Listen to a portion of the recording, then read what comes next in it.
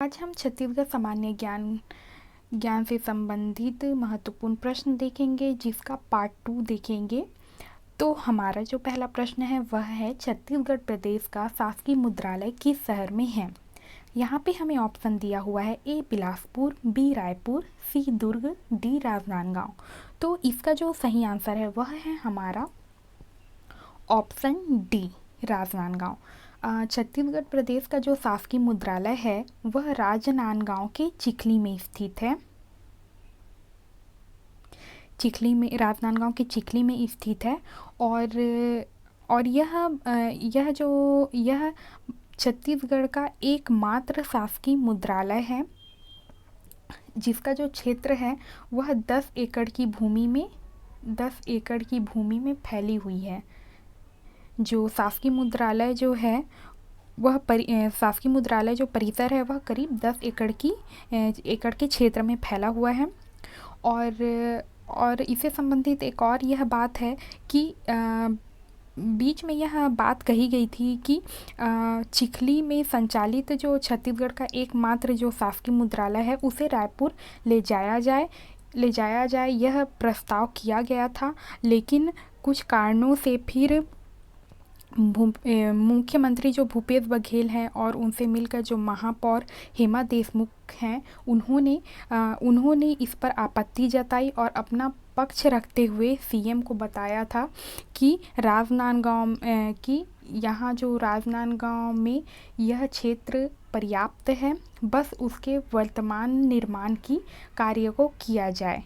और रायपुर में, चूँकि रायपुर एक बड़ी जगह है और वहाँ पे बड़ी जगह मिल पाना मुश्किल है, इसलिए फिर इसे राजनांदगांव के चिखली में ही रखा गया, जो कि छत्तीसगढ़ का एकमात्र शासकीय मुद्रालय है। अब देख लेते हैं हमारा अगला प्रश्न।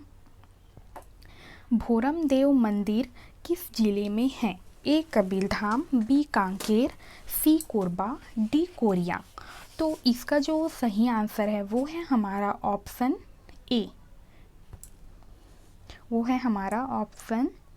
ए, कबीरधाम। भोरमदेव का जो मंदिर है, जिसे छत्तीसगढ़ का खजुराहो के नाम से जाना जाता है या छत्तीसगढ़ का खजुराहो कहा जाता है, वह कबीरधाम जिले के अंतर्गत स्थित है। अब देख लेते हैं अगला प्रश्न। छत्तीसगढ़ में एलेक्जेंड्राइट खनिज देवभोग किस जिले में स्थित है। ए महासमुंद, बी धमतरी, सी रायपुर, डी कांकेर। तो इसका जो सही आंसर है वह है हमारा ऑप्शन सी, रायपुर। अब है हमारा अगला प्रश्न 54। रायपुर स्थित माना एयरपोर्ट का नाम क्या है। ए माना एयरपोर्ट, बी रायपुर एयरपोर्ट, सी राजधानी एयरपोर्ट, डी छत्तीसगढ़ विमानतल। तो इसका जो सही आंसर है वो है हमारा ऑप्शन डी, छत्तीसगढ़ विमानतल। रायपुर में स्थित जो एयरपोर्ट है उसका जो वास्तविक नाम है वह है छत्तीसगढ़ विमानतल। अब है अगला प्रश्न।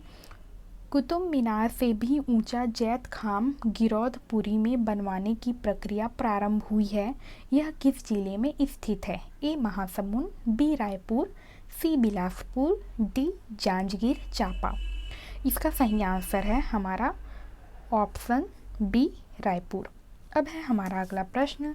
पंडित रविशंकर शुक्ल विश्वविद्यालय की स्थापना कब हुई। ए 1960, बी 1964, सी 1983, डी 1998। तो इसका जो सही आंसर है वह है हमारा ऑप्शन बी, 1964। अब है हमारा अगला प्रश्न। इंदिरा कला एवं संगीत विश्वविद्यालय खैरागढ़ की स्थापना 1956 में देश का एकमात्र संगीत विश्वविद्यालय की स्थापना किस जिले में की गई है। ए रायपुर, बी दुर्ग, सी राजनांदगांव, डी इनमें से कोई नहीं। इसका जो सही आंसर है वह है हमारा ऑप्शन सी, राजनांदगांव। इंदिरा गांधी जो सबसे प्राचीन विश्वविद्यालय है, संगीत विश्वविद्यालय, जो कि खैरागढ़ में स्थापित है, जो कि राजनांदगांव के अंतर्गत आती है। अब देख लेते हैं अगला प्रश्न 58। छत्तीसगढ़ में यूनानी चिकित्सा महाविद्यालय कहाँ है। ए बिलासपुर, बी रायपुर, सी दुर्ग, डी भिलाई। इसका जो सही आंसर है वह है हमारा ऑप्शन बी, रायपुर।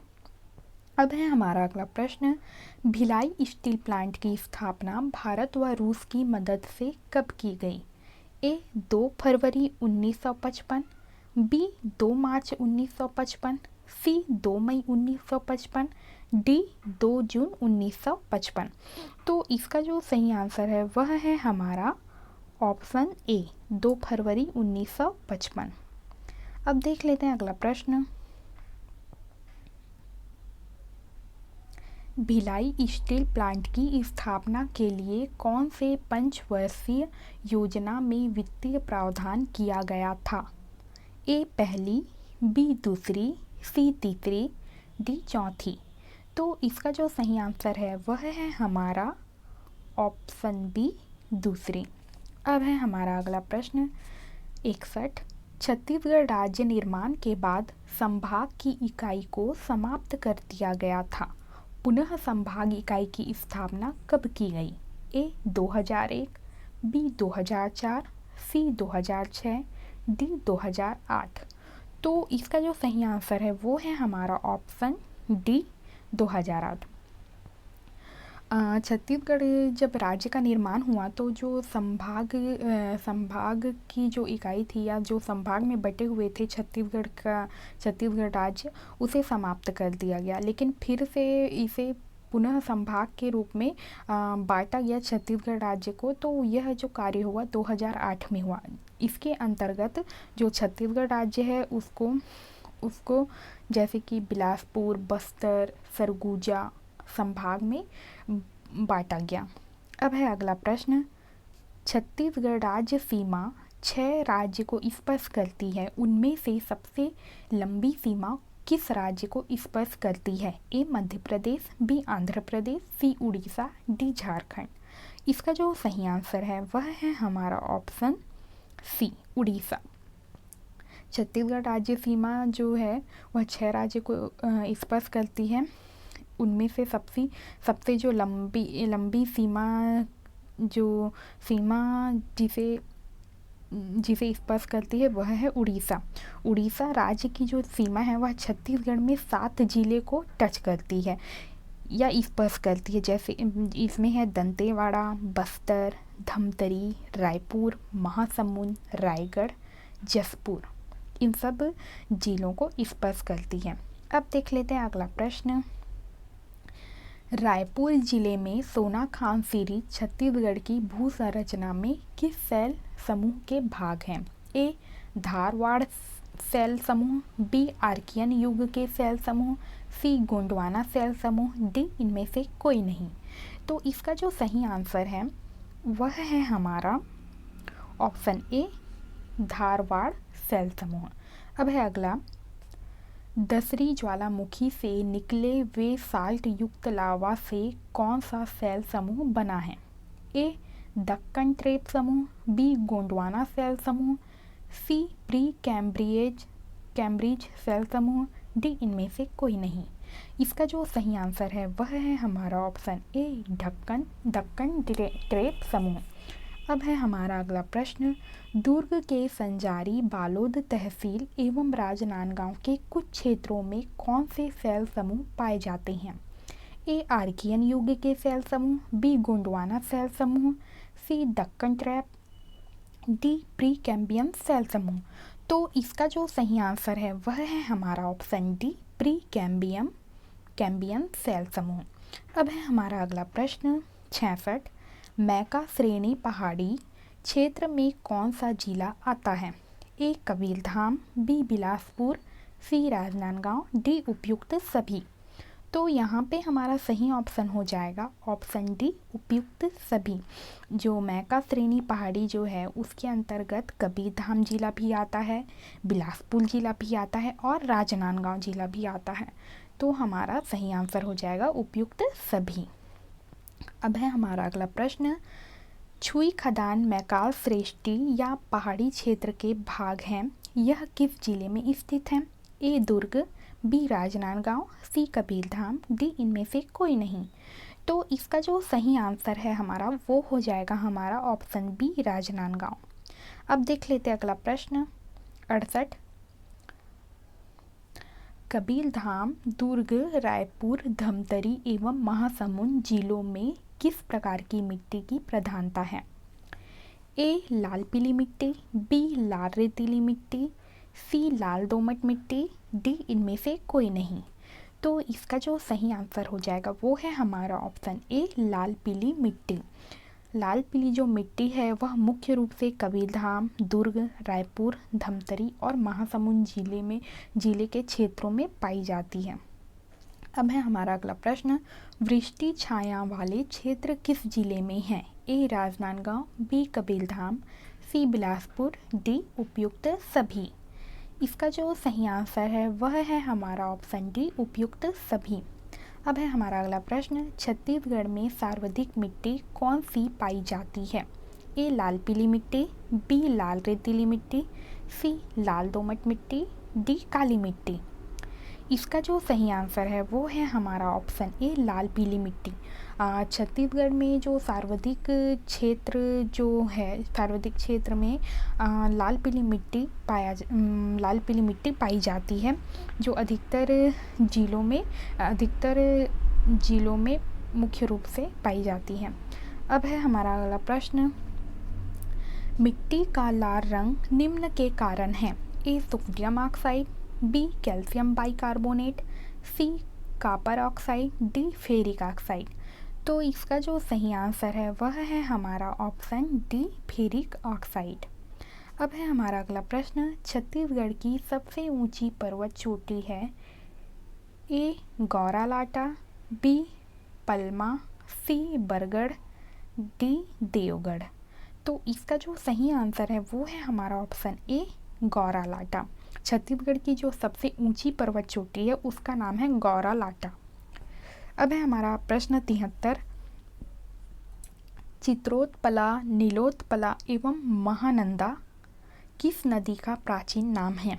ए महानदी, बी शिवनाथ नदी, सी हसदो नदी, डी इब नदी। इसका जो सही आंसर है वह है हमारा ऑप्शन ए महानदी। महानदी का जो प्राचीन नाम है वह है चित्रोत्पला, नीलोत्पला और महानंदा। छत्तीसगढ़ के जो प्राचीन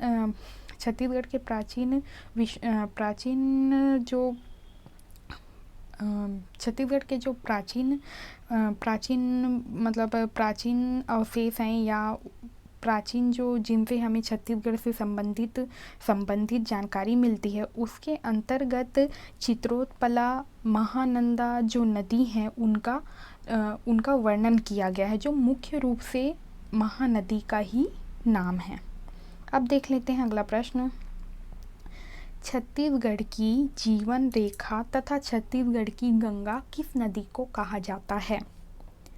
ए शिवनाथ, बी महानदी, सी पैरी, डी अरपा। तो इसका जो सही आंसर है वो है हमारा ऑप्शन बी महानदी। महानदी जो है वह छत्तीसगढ़ की जीवन रेखा कहलाती है, जिसे छत्तीसगढ़ का गंगा भी कहा जाता है। अब है अगला प्रश्न, महानदी की कुल लंबाई 851 किमी है। इस नदी का छत्तीसगढ़ में बहाव कितना किलोमीटर है? तो यहाँ पे हमें ऑप्शन दिया हुआ है ए 286, बी 290, सी 295, डी 299। तो इसका जो सही आंसर है वो है हमारा ऑप्शन ए 286। अब है हमारा अगला प्रश्न, राजिम में महानदी, पैरी और सोंदूर नदियों का संगम है, इसे क्या कहा जाता है? ए मंदिरों की नगरी, बी तालाबों की नगरी, सी छत्तीसगढ़ का प्रयाग, डी इनमें से कोई नहीं। तो इसका जो सही आंसर है वो है हमारा ऑप्शन सी छत्तीसगढ़ का प्रयाग। छत्तीसगढ़ राज्य में जो राजिम जो है वह एक प्रयाग स्थल है जहाँ अस्थियों का विसर्जन किया जाता है, जहाँ पे पैरी नदी, सोंदूर नदी और महानदी का संगम स्थल है। यहाँ पे तीनों नदियाँ मिलती हैं, इसीलिए इसे संगम भी कहा जाता है और साथ ही इसे छत्तीसगढ़ का प्रयाग माना जाता है। अब है अगला प्रश्न 77, कौन प्रसिद्ध पौराणिक ऐतिहासिक नगर महानदी के तट पर स्थित है? ए राजिम, बी सिरपुर, सी सिवरी नारायण, डी उपयुक्त सभी। इसका सही आंसर है हमारा ऑप्शन डी उपयुक्त सभी। देखिए यहाँ पे राजिम जो है वह महानदी के तट पर स्थित है, और सिरपुर जो है वह भी महानदी के तट पर स्थित है, और सिवरी नारायण भी महानदी के तट पर स्थित है, इसलिए इसका आंसर हो जाएगा उपयुक्त सभी। अब है हमारा अगला प्रश्न 78। महानदी धमतरी के निकट सिहावा पर्वत से निकली है। यह नदी उत्तर पूर्व दिशा में बहते हुए कहाँ गिरती है? ए हिंद महासागर में, बी अरब सागर में, सी बंगाल की खाड़ी में, डी इनमें से कोई नहीं। तो इसका जो सही आंसर है वो है हमारा ऑप्शन सी, बंगाल की खाड़ी में। जो महानदी जो है वह जो है वह बंगाल की खाड़ी में अंतिम रूप से बंगाल की खाड़ी में जाकर मिलती है। अब है हमारा अगला प्रश्न, शिवनाथ नदी का उद्गम स्थान किस जिले में है? ए राजनांदगांव, बी दुर्ग, सी कबीरधाम, डी इनमें से कोई नहीं। तो इसका जो सही आंसर है वो है हमारा ऑप्शन ए राजनांदगांव। शिवनाथ नदी का जो उद्गम है वह राजनांदगांव जिले में है। अब देख लेते हैं अगला प्रश्न, शिवनाथ नदी का उद्गम राजनांदगांव के किस तहसील के पास हुआ है? ए अंबागढ़ चौकी तहसील के पानाबरस पहाड़ी से, बी मोहला तहसील के पानाबरस पहाड़ी से, सी मानपुर तहसील के पानाबरस पहाड़ी से, डी डोंगरगढ़ तहसील के पानाबरस पहाड़ी से। तो इसका जो सही आंसर है वो है हमारा ऑप्शन ए, अंबागढ़ चौकी तहसील के पानाबरस पहाड़ी से। जो शिवनाथ नदी का जो उद्गम है, जो राजनांदगांव तहसील के अंबागढ़ चौकी जो तहसील है उसके अंतर्गत पानाबरस जो जगह है वहाँ की पहाड़ियों से उसका उद्गम माना जाता है। अब देख लेते हैं अगला प्रश्न, दुर्ग जिला के बालोद तहसील के पास संजारी से खारून नदी का उद्गम स्थल है। इस नदी के किनारे कौन सा शहर बसा है? ए दुर्ग, बी राजनांदगांव, सी रायपुर, डी इनमें से कोई नहीं। तो इसका जो सही आंसर है वो है हमारा ऑप्शन सी रायपुर। अब है अगला प्रश्न, जोंक नदी का उद्गम स्थल किस जिले में है? ए महासमुंद, बी धमतरी, सी रायपुर, डी दुर्ग। तो इसका जो सही आंसर है वो है हमारा ऑप्शन ए महासमुंद। जोंक नदी का जो उद्गम है वह महासमुंद जिले के अंतर्गत है। अब है हमारा अगला प्रश्न 83। हाफ नदी कांदावानी पहाड़ी से निकली है।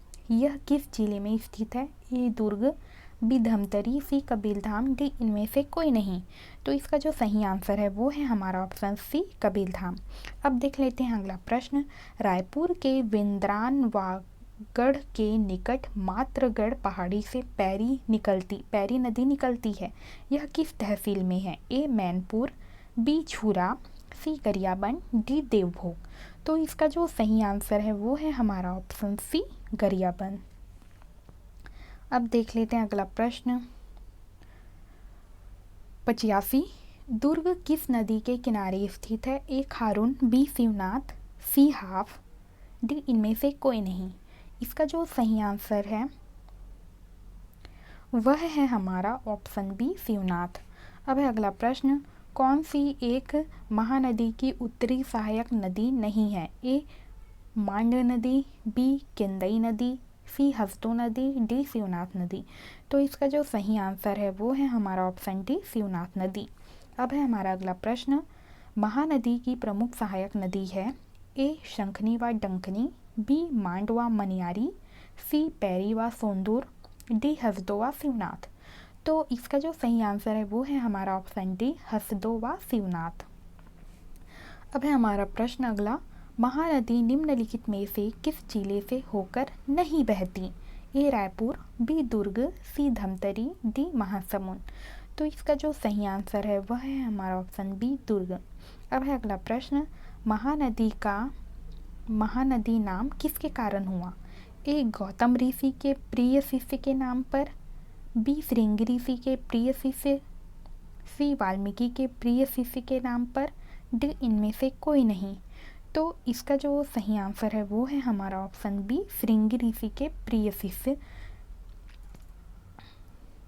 के नाम के कारण। महानदी का जो नाम है वह श्रृंगी ऋषि के प्रिय शिष्य के नाम के कारण हुआ इसका नाम। फिर देख लेते हैं अगला, महानदी सतयुग में किस नाम से प्रचलित थी? ए चित्रोत्पला, बी नीलोत्पला, सी महानंदा, डी कमलोत्पला। तो यहाँ पे जो सही आंसर हो जाएगा वो है हमारा ऑप्शन बी नीलोत्पला। अब देख लेते हैं अगला प्रश्न, कौन सी महत्वपूर्ण नदी का प्रवाह दक्षिण से उत्तर होकर पूर्व की ओर होता है? ए महानदी, बी इंद्रावती, सी मांड, डी ईब।